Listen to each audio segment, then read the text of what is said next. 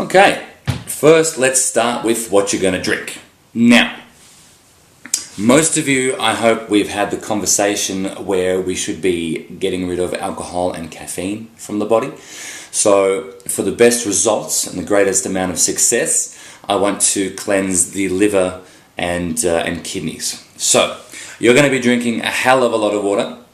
So get yourself at least a basic filtration system like this. Otherwise, if you want to step it up a notch and really go for gold, look online for a Zazen system or any kind of system that removes either fluoride or fluorine from the water, and also chlorine. You see, our government bodies whack that into the water in a way of killing off bugs and nasties, and also helping look after our teeth. But obviously getting some of that chemistry out of your water, so it's a much more pure water source, is desirable. Now, out here in the Macedon Ranges, we've got bore water, which is crystal clear, or rainwater, so you don't have to worry about that as much. Now, over here we've got some apple cider vinegar. Now, it wasn't the best one, but basically everything that I've got out in front of me comes from Coles, so the average person can find every single one of these things there. And they don't have to look too far. They don't have to go to, say, specialist health shops and things like that. So we're trying to keep it simple. If I had my option, I would go for Bragg's unfiltered apple cider vinegar. Basically, the more cloudy the vinegar, the more fermented it is, and the better it is for your gut. So you can have a capful of that, or a little swig in the mornings, every morning.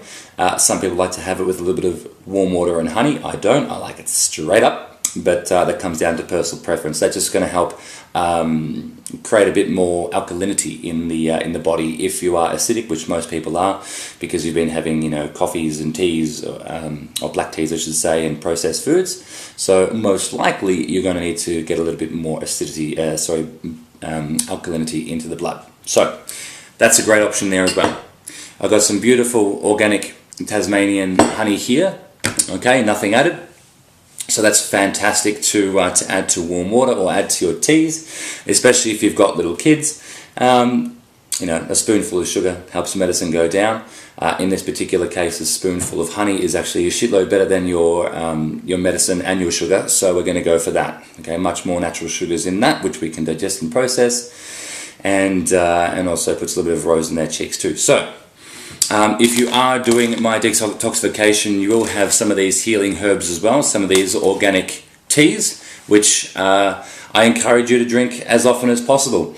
You will most likely have an immunity tea or an energizer tea or a blood and liver cleanse tea. So go nuts, okay? Have it as often as you want. Now, I've also got cinnamon sticks here, okay? Just your Hoyt's cinnamon sticks. Because I love adding that to the tea, it just creates that little bit of background spice. So that once again comes down to personal preference, but enjoy. Okay, next we'll get on to fruit.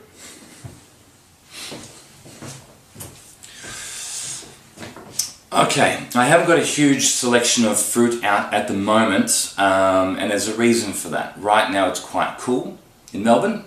It's always cool in Melbourne, but at least it's winter in Melbourne, I should say. It's a bit more precise. Now, the reason for that is because I want you to understand that certain fruits and foods grow obviously at different times of the year. You might notice that you can only get peaches or cherries or strawberries or something like that for a little portion of the year because it's a seasonal fruit. Now, if you're having seasonal fruits during the time that they are obviously seasonal, so let's just say strawberries and cherries, for example, you know that they're going to be coming out, don't quote me, but I think it's around about December, January, and the season usually goes through to around about mid-Feb to March. If we get some of our cherries from Tasmania, they're a little bit behind us. They're probably about 2 or 3 weeks behind us, so we can still get fresh cherries. And fresh produce. Now, the second that we start to try and get seasonal fruits in when they're not obviously in season, so you might go down, this is obviously for people in Australia, if you go down to your local produce store or your local supermarket, whatever it is, you might notice that there's strawberries, say, in the middle of winter, so July, August, and you're sitting there thinking, wow, I didn't think we had enough sunlight to create these kind of things, and we don't. What they tend to do is grow it early, and basically pick it when it's green. So it's not ripe, there's no nutrients in it whatsoever, maybe a portion, but it's fractional when you compare it to obviously the ripe fruit. Keep it in refrigeration for 2 or 3 months, something like that, gas it, and it ripens. So that's not particularly my brand of vodka. You might obviously not care too much about nutritional component in your fruits or foods, you just want them, and that's fair enough, go for your life. But just understand that there's no way that you could possibly get a seasonal fruit, let's just say a peach, or if you want to continue with the previous story, strawberries, from say America or California or something like that, ship the bloody things out here, and by the time you feed it to yourself and or your family, it's got any kind of nutrients whatsoever. Give me a frickin' break. Think about how long it takes to come across the sea. It's not flown, it is gone by the water. So let's just say a month conservatively, or 2 months or something like that. Think about how long it takes one of these things to spoil sitting in your kitchen, okay? So there obviously has to be some sort of process behind it, which will enable it to come out here from all the way over there and still look like a fruit and not a rotting piece of garbage. So consider that. Like I said before, if you desire it, go for your life. But let's get back to some seasonal fruits here. Obviously got this little platter here. Try and grow everything yourself, or try and get everything from an organic food store or fruit store. That way obviously the nutritional values are a lot greater. Otherwise, if you're lucky enough, grab it from a farm door, because obviously farm fresh is much better. I've got some nuts over here. Okay, now the reason why I've put nuts there is because they are a great little snacking companion. Most people find it quite difficult to get through their first ever detox, simply because they're used to eating. We are used to eating and overeating. So little things that you can graze on, like some beautiful seasonal fruits, seasonal vegetables even, and your nuts are going to help just get you through to lunch, to dinner, and not feel like your stomach is trying to eat it from the inside out, eat itself from the inside out. Over here I've got some roast potatoes and mushrooms. So, you know, really simple, just whack them in the oven, cook them to perfection, a little bit of salt and pepper. It doesn't need much, little drizzle of oil, super duper simple. Check out all the different kinds of recipes on the internet, as there are millions. If you are, once again, doing our detox, our signature detox, you'll have these little portions here, our raw bars, which essentially are a beautiful mix of seeds and nuts and bits and pieces. So if you're having that, remember to try and have at least one of those a day, so you give yourself that beautiful soluble and insoluble fibre as well. I've whacked some yogurt here. Now, cheating a little bit, it is dairy. So if you did have the option, you try and go maybe a soy or a goat's milk. Goat's milk is particularly close chemically to mother's milk, so it's a fantastic option as well. Once again, try and keep it organic, no sugars, so none of the mainstream stuff. You can get some of the stuff like jalna, which is sort of cultivated in the pot, which is fantastic as well. But there's a few things here that will be able to get you through the day-to-day pretty damn easily. What we're going to get onto next is salads and soups, so I can show you how to feed yourself and your family at dinner time.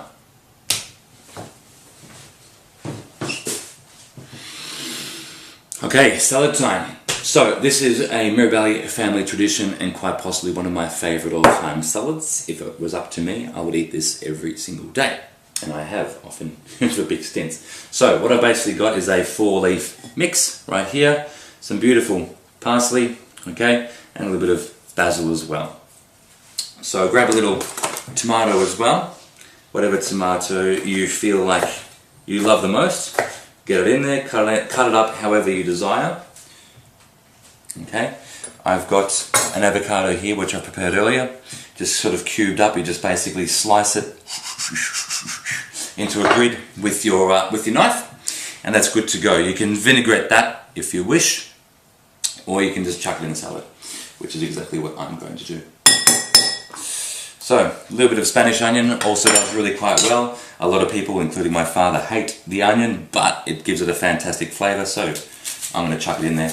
Besides, your onions are fantastic lung food, so if you are a smoker, it helps cleanse the lungs, Okay, and also a tremendous cancer fighter, so why the hell wouldn't you want it in there? Okay, I like to whack in some of this as well, some whole grain mustard or mustard seeds. It just gives a little bit of a kick to the actual flavour profile itself. Then from there, always add the oil first. Now, this is quite possibly the hardest part of the entire salad, which is the condiment. It took me trying to make this since I was maybe, I don't know, 7 or 8, all the way through to my 20s to get the ratios as good as my mother. So if you don't get it right straight away, it's okay, keep trying. But for me, I like to add quite a bit of oil, a little bit less of balsamic, and then some cracked Himalayan rock salt. Now, change the ratios as well as much as you desire, because a lot of people don't particularly like the overpowering essence of vinegar, but I really do. And if you've got a beautiful, thick, cloudy, sort of unprocessed, extra virgin olive oil, you might want a little bit more of that too, because that's absolutely delicious. You know, obviously here you can throw in a little bit of lemon juice if you desire. It just depends on how heavy or light you want it, and depending on the different kinds of, you know, type of year. But anyway, I'll show you the sort of quasi ratios. So, for this particular size of salad, quite a bit of oil. Next, I follow it with some balsamic vinegar. This is just some Cromwell's or Skipping Girl vinegar, but if you can get your hands on some beautiful aged vinegar from Modena in Italy, that's about as good as it gets. So, just a slightly smaller splash of the vinegar compared to the oil, and then some beautiful cracked salt.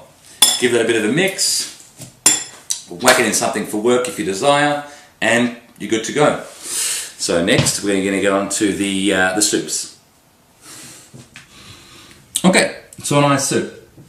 What I've basically got before me here is some gorgeous organic produce I managed to get my hands on. So obviously during winter you're going to want more hearty sort of style foods. So pull out your big pots and your slow cookers and chuck everything you got in the fridge in it and let it cook as slowly and for as long as possible to really get the flavours of what you're putting in there. So what I've basically got here is some nice onion, celery, spring onion, parsnip, organic carrots, potatoes, and sweet potato. Now, from here, that's going to give you a beautiful base. You can add, say, some pumpkin, broccoli. I've chosen to go with some beautiful cauliflower. Now, there's two different sort of modes of thinking. And some garlic too.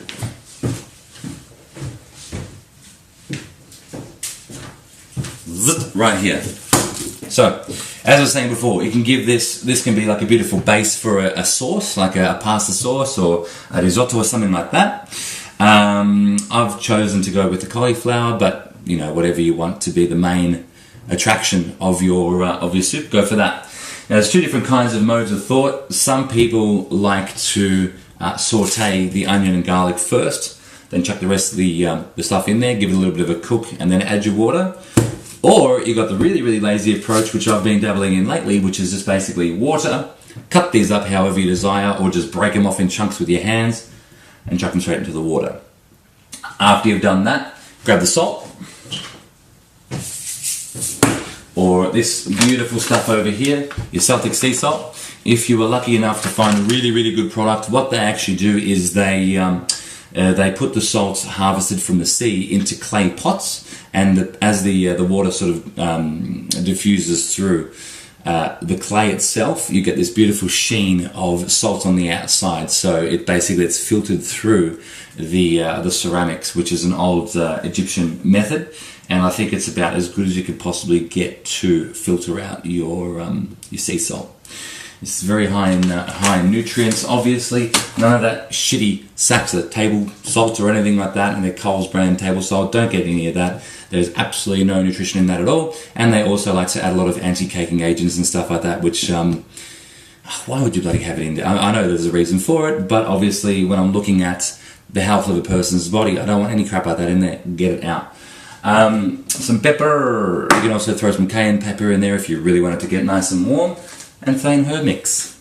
Now, you look at everything that I've shown you so far, it's not going to break the bank at all. I think the cauliflower cost me about $2 for the head. That probably cost me 20 cents. The garlic probably cost me about 30 cents. The parsnip, I don't know, 30 cents again. Carrots, a couple cents. Potato, you can pick up a whole 3 kilo bag for $7 or $5 or whatever it is. Celery, I think that was about $2. The onions, $2. Your salt and other paraphernalia. So this will feed the whole family if you do it right. And I'm talking a family of 4 to 6 with some left over. So as long as you've got a nice big pot, okay, and you make yourself quite a big batch, not only can it be used for the evening, but the next day you can use it again. Chuck it in someone's lunch or something like that. And if you really want to cheat, you can throw in some little pastina or pasta, something like that. Just to sort of bulk it up a little bit. But once again, try and go gluten-free, especially if you're doing the detox. Our detox don't have any kind of wheat-based products, please. We're keeping it purely plant-based at this stage. So I hope that's been insightful and enlightening for you guys. I'm going to cook all this wonderful cornucopia of food up right now and see how it all comes out.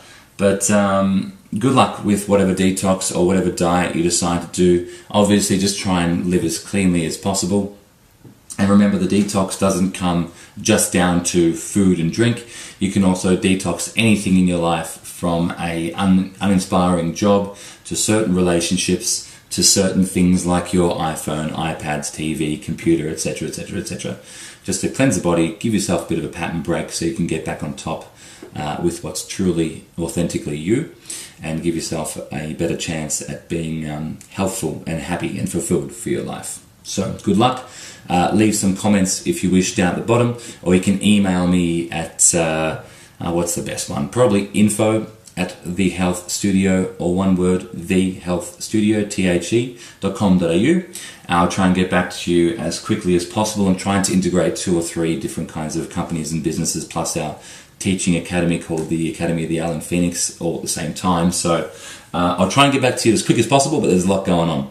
So once again, thanks for listening and good luck.